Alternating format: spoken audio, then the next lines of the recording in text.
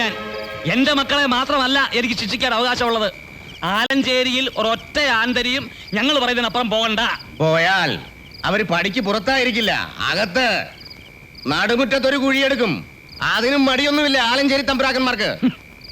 അല്ലേ, ഒരു പെണ്ണ് വന്ന് ചിരിച്ചപ്പോ മയങ്ങി അങ്ങോട്ട് വീണു. അവനവന്റെ നിലയും വിലയും മറന്നു. സംഗീതം എന്ന് പറഞ്ഞാൽ കട്ടുമുട്ടിച്ചു കൊണ്ട് കൊടുക്കാനുള്ള മുതലാണെന്നാണോ നീയൊക്കെ ധരിച്ചത്? സംഗീതത്തിന്റെ മഹത്വം ഒരുത്തനെങ്കിലും അറിയാമോ? ഒരു പുരുഷായുസ് മുഴുവൻ കഷ്ടപ്പെട്ടിട്ടാ ഞാൻ ഓരോ മുറകൾ വശത്താക്കിയത്. അതൊക്കെ കണ്ട് അഴിഞ്ഞാട്ടക്കാരികൾ കൊണ്ട് കൊടുക്കാനാണെങ്കിൽ പിന്നെ ആലഞ്ചേരിക്കാർക്ക് എന്താടാ ഒരു വില? ആ കുട്ടിയെ പറഞ്ഞിട്ട് എന്താ കാര്യം? ഇവന്മാർ അങ്ങോട്ട് പോയിട്ടല്ലേ? വേണ്ട, ഇക്കാര്യത്തിൽ നീ ആരുടെയും വക്കാലത്ത് വേണ്ട. തെറ്റുകാരൻ ഞങ്ങൾ രണ്ടുപേരുവാ. ഞങ്ങളാണല്ലോ അവരെ ആ വീട്ടിൽ കയറി താമസിപ്പിച്ചത്. ഞങ്ങളായിട്ട് തന്നെ ഇതങ്ങ് അവസാനിപ്പിച്ചേക്കാം. വാടോ. ഒന്ന് നിന്നേ. എന്റെ ഭഗവാനെ, ഇത് എന്തിനുള്ള പുറപ്പാടാണോ?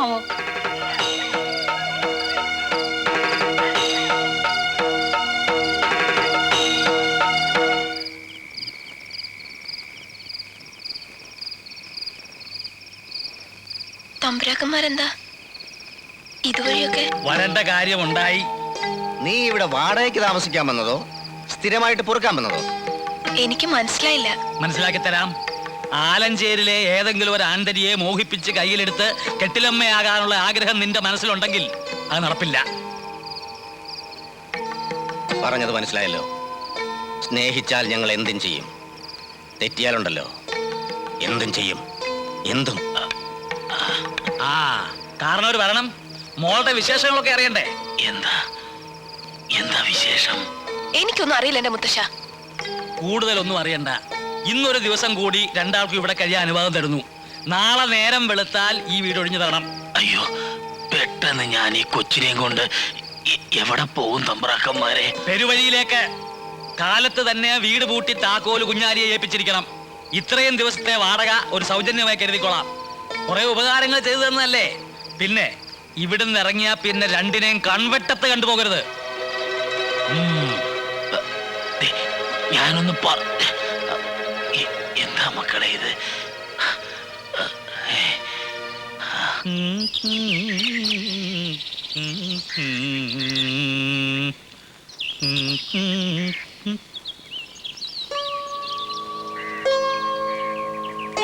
നീ എന്തിനാ ഇപ്പൊ ഇങ്ങോട്ട് വന്നേ? പോകുന്നതിന് മുൻപ് ഒന്ന് കാണണമെന്ന് തോന്നി. നിന്റെ മുഖം പോലും കാണരുത് ഞാൻ പറഞ്ഞതല്ലേ. പിന്നെന്തിനാ ഇപ്പൊ ഇങ്ങോട്ട് വന്നേ? ഞാൻ ഏതായാലും ഇവിടുന്ന് പോവാ. അതിനു മുൻപ് ഒരാഗ്രഹം കൂടി സാധിച്ചിട്ട് പോവാന്ന് കരുതി. എനിക്ക് ശ്രീരഞ്ജിനി രാഗത്തിൽ ഒരു കീർത്തനം കേൾക്കണം, അതും ഈ നാവുകൊണ്ട്. നീ എന്നെ കളിയാക്കുകയാണോ? ഞാൻ എന്തിനാ തമ്പുരാനെ കളിയാക്കുന്നേ? പണ്ട് 25 വർഷം മുമ്പുള്ളൊരു കഥയാണ്. തമ്പുരാൻ ഓർക്കുന്നുണ്ടോന്ന് അറിയില്ല. ഇല്ല, അത്ര പെട്ടെന്നൊന്നും മറന്നു പോകാനിടയില്ല. അന്ന് ഈ തറവാട്ടിലെ കെട്ടിലമ്മ വിലക്കിയിട്ടും ആരും അറിയാണ്ട് ഇവിടുത്തെ ക്ഷേത്രത്തിനടുത്തുള്ള ആൽമരച്ചോട്ടിലിരുന്ന് കാർത്തൂന്റെ ചെവിയിൽ തമ്പുരാൻ മന്ത്രിച്ചില്ലേ ആ രാഗം.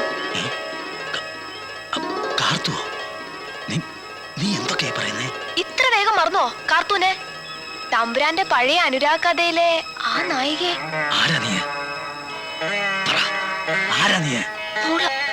കാർത്തൂന്റെ മോളാ ഞാൻ.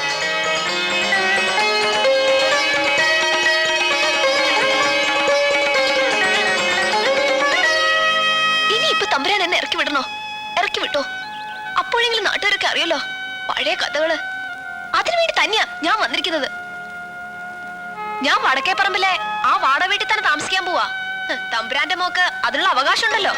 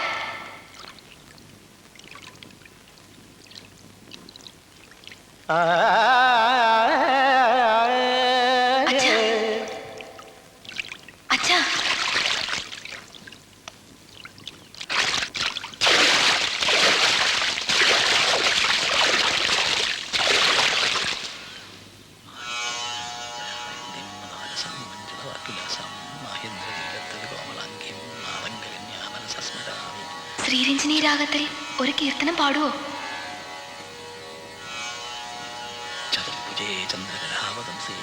അച്ഛാ, കാർത്തൂന്റെ മോളാ ഞാൻ.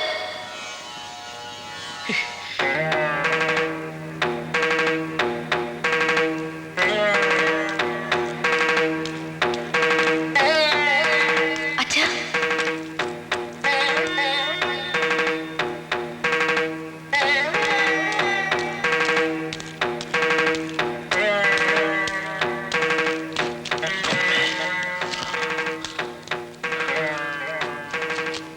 അല്ല എന്തു പറ്റി? ആകെ ഒരു വല്ലായ്മ. ഞാൻ ഇന്നലെ മുതൽ ശ്രദ്ധിക്കുന്നതാ. ഒന്നുമില്ല, നല്ല സുഖം തോന്നണില്ല. ഞാൻ കുറച്ച് കഷായം എന്തെങ്കിലും എടുക്കട്ടെ? ഒന്നും വേണ്ട, താനേ മാറിക്കോളും.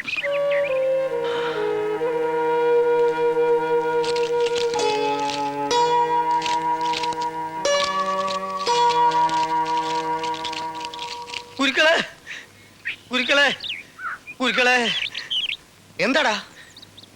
ആ പെണ്ണിനോട് വീട് ഞാൻ പറഞ്ഞിട്ട് ഓൾ ഒയ്യുന്നില്ല. നീയാണ് ഇതിനൊക്കെ കാരണം. അവളെ ഇറക്കി വിടാൻ നിന്നോട് ഞാൻ പറഞ്ഞിരുന്നല്ലേ? അതും ഞാൻ പറഞ്ഞു നോക്കി, കേൾക്കണില്ല. ഓള് കേൾക്കണമില്ല. ആരിറക്കി വിട്ടാലും പോണ പ്രശ്നമില്ല എന്നാ പറഞ്ഞേ. അവൾ അങ്ങനെ പറഞ്ഞോ? ആ, എന്നാലതൊന്നും അറിയണമല്ലോ.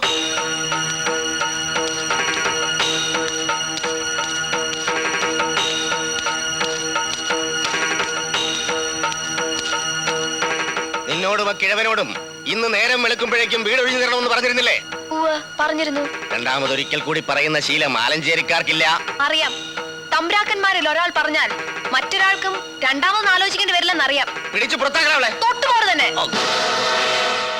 പിടിച്ചു പുറത്താക്കുന്നതിന് മുമ്പ് എനിക്കൊരു കാര്യം കൂടി അറിഞ്ഞാൽ കൊള്ളാം. നിനക്ക് എന്താണ് ഇനി അറിയാനുള്ളത്? നിങ്ങൾ തന്നെയല്ലേ എന്നോട് ആദ്യം പറഞ്ഞത് രണ്ട് തമ്പ്രാക്കന്മാരുടെ തീരുമാനം ഒന്നാണെന്ന്? അതിലാർക്കും സംശയം വേണ്ട. എന്റെ തീരുമാനം തന്നെ അവന്റെ. അല്ല, ആ തമ്പുരാൻ പറഞ്ഞിട്ടാ ഞാൻ ഇന്നിവിടെ നിൽക്കുന്നത്. സംശയമുണ്ടെങ്കിൽ നിങ്ങൾ ആ തമ്പുരാനോട് ചോദിച്ചു നോക്ക്. അവിടുന്ന് പറയട്ടെ, എങ്കിൽ ആ നിമിഷം ഞാൻ ഇവിടുന്ന് ഇറങ്ങിത്തരാം. അപ്പോ അറിയാലോ ആരുടെ വാക്കാ വരുതെന്ന്. തമ്പ്രാക്കന്മാരുടെ വലിപ്പച്ചെറുപ്പത്തെ കുറിച്ചൊന്നും നീ എന്നെ പഠിപ്പിക്കണ്ട. ഇനി നീ പറഞ്ഞത് കള്ളമാണെങ്കിൽ പിന്നെ ഈ കര പോലും കാണാമെന്ന് കരുതണ്ട. വാടാ.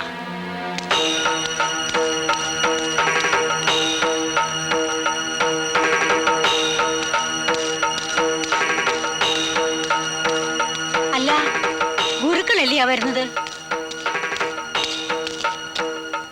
എന്താ ചന്തപ്പാ? താൻ ആ പെണ്ണിനോട് വടക്കേ പറമ്പിൽ ഇറങ്ങണ്ടെന്ന് പറഞ്ഞോ? അത് പറയേ. താൻ അങ്ങനെ പറഞ്ഞോ? പറഞ്ഞു. എങ്കിൽ എന്തിനു വേണ്ടി? എനിക്കറിയണം എന്താലോചിച്ചിട്ടാ താൻ തീരുമാനം പറഞ്ഞതെന്ന്. തനിക്കിത് എന്ത് പറ്റിയിടോ? ഞാനും താനും കൂടാണ് ആ കുട്ടിയോട് ഇറങ്ങി പോകാൻ പറഞ്ഞത്. പക്ഷേ എനിക്കത് മാറ്റി പറയേണ്ടി വന്നു. കാരണം ഇപ്പോഴാരും എന്നോടൊന്നും ചോദിക്കരുത്. കാരണങ്ങളൊന്നും എനിക്കറിയണ്ട. പക്ഷെ താനൊന്ന് ഓർത്തോ, എനിക്കും തനിക്കും ഒരു വാക്കേ ഉണ്ടായിരുന്നുള്ളൂ ഇതുവരെ. ഇപ്പൊ താനത് മറന്നു അല്ലേ? സന്തോഷമായിടോ. വാടാ പോവാം. അല്ല, അത് ഞാൻ പറയുന്നൊന്ന് കേൾക്കുക. മക്കളെ, വാടാ. ഇതിനായിരുന്നോ രാവിലെ മുതൽ ഈ ഇരിപ്പിരുന്നത്? നിങ്ങൾക്ക് ഇത് എന്ത് പറ്റി? എനിക്കൊന്നും പറ്റിയില്ല. എല്ലാരും കൂടെ എന്നെ പ്രാന്ത് പിടിപ്പിക്കേണ്ടിരിക്കുക.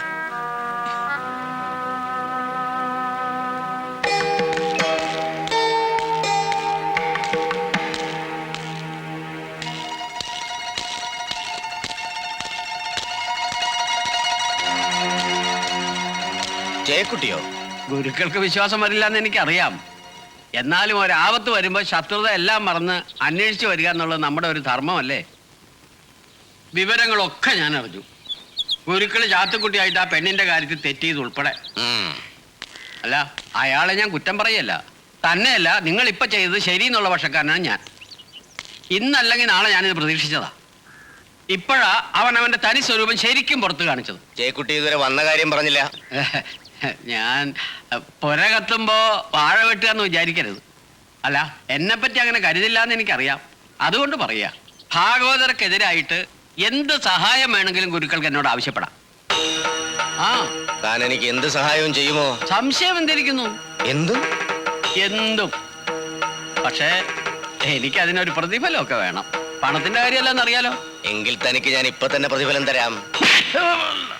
പുര കത്തിക്കാതെ തന്നെ വാഴ വെട്ടാനും അറിയാം മാലഞ്ചേരിക്കാർക്ക്. തനിക്ക് തമ്പ്രാക്കന്മാരെ തമ്മിലടിപ്പിക്കണം അല്ലേ? തമ്പ്രാക്കന്മാരുടെ പ്രശ്നം തമ്പ്രാക്കന്മാർ പരിഹരിച്ചോളാം. അതിനൊരുത്തിന്റെ ആവശ്യം ഇവിടെ ഇല്ല. പിടിച്ചു പുറത്താക്കണ ഈ നെറുകെട്ടവനെ. അയാളുടെ ഒരു ഉപദേശം ഇനി പ്രദേശം കണ്ടുവരുത്. നമസ്കാരം. കുരുക്കൾ മർമ്മം നോക്കിയൊന്നും തന്നെങ്കിലും റൈറ്റർക്ക് അത്യാവശ്യം നാട്ടുമരുന്നറിയാവുന്നത് കൊണ്ട് അതൊരു രക്ഷയായി അല്ലേ?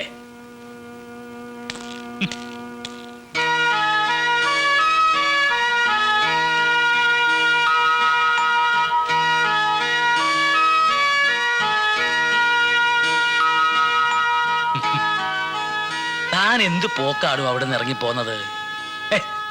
നിക്ക ഞാൻ പറയുന്ന ഒന്ന് കേക്ക.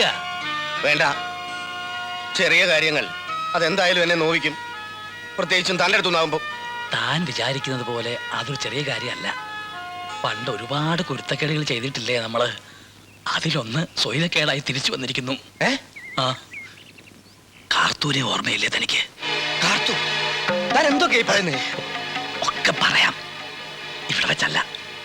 താൻ വരിക. താനീ പറയുന്നത് സത്യമാണോ? സത്യം. ഇനി അല്ലാൻ തനിക്ക് പറയാൻ പറ്റുമോ? അവളുടെ കണ്ണുകൾ ശ്രദ്ധിച്ചോ താൻ? കാർത്തുവിന്റെ നോട്ടം അവളുടേത്. എന്റെ മുഖത്ത് നോക്കി മോളാണെന്ന് അവൾ പറഞ്ഞപ്പോ എനിക്ക് നിഷേധിക്കാൻ പറ്റിയില്ല. എന്താ കാര്യം? അത് സത്യമായതുകൊണ്ടാ. കാർത്തൂനെയും അവളുടെ അച്ഛനെയും അമര ഐക്യരാമാനം നാട് കടത്തുമ്പോ അവൾ തന്റെ കുട്ടിയെ വയറ്റി ചുമക്കുന്നുണ്ടായിരുന്നു എന്നുള്ളത് നേരാ. പക്ഷെ ആ കുട്ടി തിരിച്ചു വരിക എന്നൊക്കെ പറയുമ്പോ എങ്കിൽ കാർത്തു എവിടെ? അത് ഞാൻ ചോദിച്ചില്ല. ചോദിക്കാൻ പറ്റിയ മാനസികാവസ്ഥയായിരുന്നു എനിക്ക്. ഇതൊരു കള്ളക്കഥയായിട്ടേ ഞാൻ കാണൂ. ചന്തപ്പൻ, ഞാൻ പറയുന്ന അങ്ങോട്ട് കേൾക്കുക. നമുക്ക് മാത്രം അറിയാവുന്ന 10-25 വർഷം മുമ്പുള്ള ഒരു കഥ അവൾ എങ്ങനെ അറിഞ്ഞു? അന്ന് അങ്ങ് ഒരു കയ്യബദ്ധം എനിക്ക് പറ്റി എന്നുള്ളത് നേരാ. ചെറുപ്പത്തിന്റെ ചോരത്തിളപ്പിൽ പറ്റിയ അബദ്ധത്തെക്കുറിച്ച് വേണ്ടുവോളം പശ്ചാത്തലിക്കുകയും ചെയ്തിട്ടുണ്ട്. ആ ഒരൊറ്റ കാരണത്താൽ അമ്മയുമായിട്ട് തെറ്റേണ്ടി വന്നില്ലേ? പിന്നുണ്ടായതൊക്കെ തനിക്കും അറിയാലോ. ഇനി അവള് പറയണതൊക്കെ സത്യമാണെന്ന് വെക്കുക. എങ്കിൽ അവളുടെ വരവിന്റെ ലക്ഷ്യ നമുക്കറിയേണ്ടത്. താൻ എന്തൊക്കെ പറഞ്ഞാലും ഇത് മുഴുവൻ വിശ്വസിക്കാൻ എനിക്ക് പ്രയാസമാണ്. ഇനി നാളെ വേറൊരാള് ഇങ്ങനൊരു കഥയും പറഞ്ഞു വന്നാല് ഞാൻ അതും വിശ്വസിക്കണോ? എന്തായാലും എനിക്ക് സ്വൈരയില്ല. ദേവകി അറിഞ്ഞാലത്തെ കാര്യ ഞാൻ ആലോചിക്കണേ. തന്റെ മനസ്സാകെ ചഞ്ചലപ്പെട്ടിരിക്കുക ഇപ്പോ. ആദ്യം എനിക്ക് അവളെ ഒന്ന് കാണണം, സത്യം പറയണം. താനും എന്നോടൊപ്പം വന്നേ പറ്റൂ, എന്നിട്ട് മതി തീരുമാനങ്ങള്. എന്റെ അമ്മയെ വെറും കൈയോടെ കൂരിരുട്ടിലേക്ക് ഇറക്കി വിടുമ്പോ തോന്നാത്ത സ്നേഹവും വികാരപ്രകടനവും ഒക്കെ ഇപ്പൊ എവിടെ നിന്നുണ്ടായി നിങ്ങൾക്ക്? മറുപടി ഉണ്ടാവില്ല. വലിയ അഭിമാനികളായിരുന്നല്ലോ ആലഞ്ചേരിക്കാര്. കെട്ടില്ലമ്മ ഉറഞ്ഞു തുള്ളി കൽപ്പന പുറപ്പെടുവിച്ചപ്പോ സ്നേഹത്തിന്റെ കഥകളൊക്കെ തമ്പുരാനങ്ങ് മറന്നു. ഇരുട്ടിൽ വല്യച്ഛന്റെ കൈയും പിടിച്ച് തപ്പിത്തടഞ്ഞ് പാടം കടന്നുപോയ കാർത്തു പറഞ്ഞ ആ പാവം പെണ്ണിന്റെ കണ്ണീര് കാണേണ്ടി വരില്ലോ എന്നോർത്ത് തമ്പുരാക്കന്മാരങ്ങ് ആശ്വസിച്ചു അല്ലേ? നിർത്ത. കഥകളൊക്കെ ആർക്കും ഉണ്ടാക്കാം, പക്ഷെ സത്യമായിരിക്കണം. നീ പറഞ്ഞതൊക്കെ സത്യമാണെന്നതിന് എന്താ തെളിവ്? ഇതൊക്കെ സത്യമായിരുന്നു മരിച്ചുപോയ എന്റെ അമ്മയ്ക്ക് ഒരിക്കലും ഒന്ന് പറയാൻ പറ്റില്ലല്ലോ. എനിക്കതൊക്കെ ഒരു വെറും ഓർമ്മ മാത്രമാണ്. എന്നെ പ്രസവിച്ച ഉടനെ അമ്മ മരിച്ചു. എനിക്ക് 14 വയസ്സുള്ളപ്പോ മുത്തശ്ശനും. അപ്പൊ കൂടെയുള്ള മുത്തച്ഛനോ? എല്ലാരും നഷ്ടപ്പെട്ടപ്പോ എന്നെ എടുത്തു വളർത്താൻ അങ്ങനെ ഒരാളെങ്കിലും ഉണ്ടായി, ക്യാപ്റ്റൻ മുകുന്ദൻ മേനോൻ. പക്ഷെ അതിലൊക്കെ എന്താ തെളിവ്? തെളിവുകളുണ്ട്. കഴിഞ്ഞു പോയതൊക്കെ ഓരോന്നായി ഞാൻ നിങ്ങക്ക് കാണിച്ചു തരാം. അതൊക്കെ ഒന്ന് കാണാനും കേൾക്കാനും തമ്പുരാന്മാർക്ക് കനിവുണ്ടാവണം.